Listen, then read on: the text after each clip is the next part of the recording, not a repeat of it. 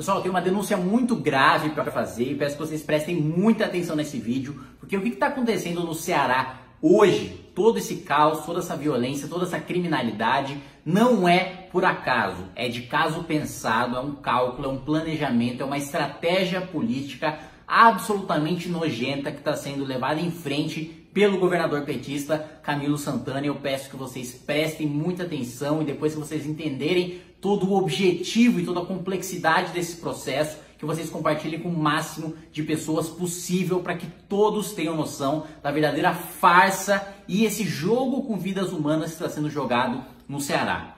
Antes de qualquer coisa, vocês não acham muito esquisito que uma gestão de continuidade, um governador que já está lá há 4 anos, de repente abandone todas as suas políticas criminais, de repente haja como se fosse um novo governador, como se a gestão passada não tivesse sido dele, chutasse o formigueiro e criasse o caos dentro dos presídios, indo de encontro a tudo que ele já defendeu dentro de políticas criminais, enquanto seus secretários de segurança defenderam durante todos os 4 anos do seu governo, logo no início do mandato, para criar esse caos. Como é que ele muda tudo do nada, como se ele fosse algum governador novo, como se ele fosse algum governador de renovação, e ainda tem a cara de pau de dizer que foi uma ação coordenada e planejada com o governo federal? Mas peraí, o governo federal ainda está se montando, né? A gente passou agora por uma fase de transição do Centro Cultural Banco do Brasil, você vê as equipes super atarefadas, mudando milhares e milhares de cargos, estruturas e secretarias e ministérios que ainda estão sendo fundidos, que ainda estão sendo integrados.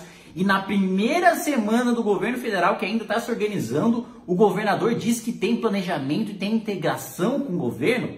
2 pontos muito esquisitos nessa história. Já o primeiro, dele mudar completamente a sua ação. Por que ele não fez isso enquanto o governo federal era petista? Que ele de fato tinha muito mais alinhamento ideológico, ele tinha muito mais diálogo, que ele aí sim ele teve tempo para planejar, para fazer uma ação incisiva, forte e poder lutar contra o crime organizado durante esses 4 anos. Por que só lutar contra o crime organizado agora? Por que só mudar as políticas criminais em relação ao crime organizado agora? E a resposta é assustadora. Primeiro, o governador quer forçar o governo federal a utilizar a força nacional, que sempre foi uma tese petista de centralizar o poder da polícia, de centralizar o poder de repressão do Estado no governo federal e enfraquecer as polícias estaduais. A tese de acabar com a polícia militar, a tese de enfraquecer as polícias estaduais civis, de deixar tudo no governo federal para que, como na Venezuela, você tenha a polícia, você tenha o exército, você tenha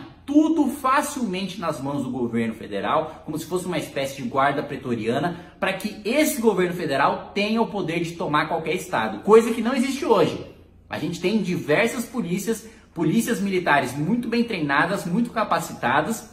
Se houvesse algum conflito com o governo federal, não seria fácil a tomada de poder, com certeza haveria muito conflito. Aqui a estrutura não é tão centralizada como na Venezuela, apesar dos esforços do PT, que inclusive criou a Força Nacional justamente para isso, para centralizar o poder repressivo. Agora, vocês podem pensar, pô, então foi um erro do governo Bolsonaro utilizar a Força Nacional? Não, tem de utilizar a Força Nacional, porque a alternativa a essa Força Nacional seria uma intervenção federal. E uma intervenção federal, utilizando as Forças Armadas, você não poderia, por exemplo, votar propostas de emenda à Constituição. E agora a reforma mais fundamental a ser votada é a reforma previdenciária, que mexe na Constituição e que pouca gente tem falado. Mas se o Bolsonaro não aprovar, ele vai estar cometendo crime fiscal, crime de responsabilidade, da mesma natureza do crime que a Dilma cometeu. E aí os petistas vão colocar o dedo na cara do Bolsonaro e falar, olha só, você não aprovou a reforma da Previdência, está cometendo crime fiscal, vocês derrubaram a Dilma por crime fiscal, por que não derruba você? Fortalecendo ainda mais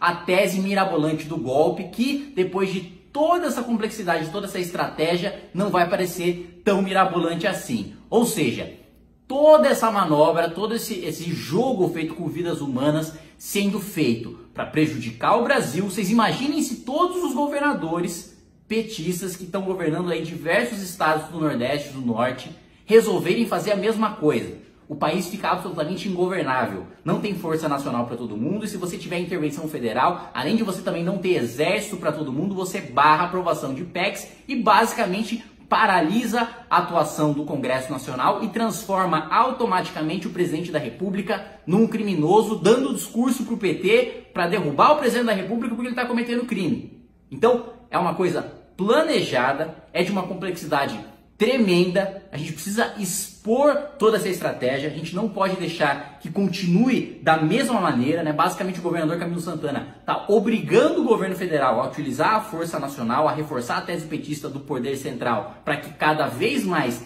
eles ganhem força, até para eventualmente, já no começo, ter poder e ter justificativa jurídica para derrubar o presidente Jair Bolsonaro. Então, é uma coisa assustadora. Vocês que estão no Ceará estão com suas vidas em risco, vocês estão fazendo parte de um jogo político nojento em que vidas estão sendo utilizadas como meros instrumentos, como meros objetos. A gente precisa expor essa estratégia ao máximo. Não faz o menor sentido do nada um governador que estava alinhado com a antiga gestão do governo federal começar completamente uma nova política baseada única e exclusivamente numa suposta parceria com o governo federal, para agora mudar toda a sua política criminal e começar, e ainda nas próximas eleições, ter o discurso de que combateu o crime organizado. Mas o que o governador fez? Nada. Só pediu ajuda para o governo federal e está jogando tudo no colo do governo federal, da presidência da República. Isso é pura canalice. É um jogo de xadrez, repito, sendo jogado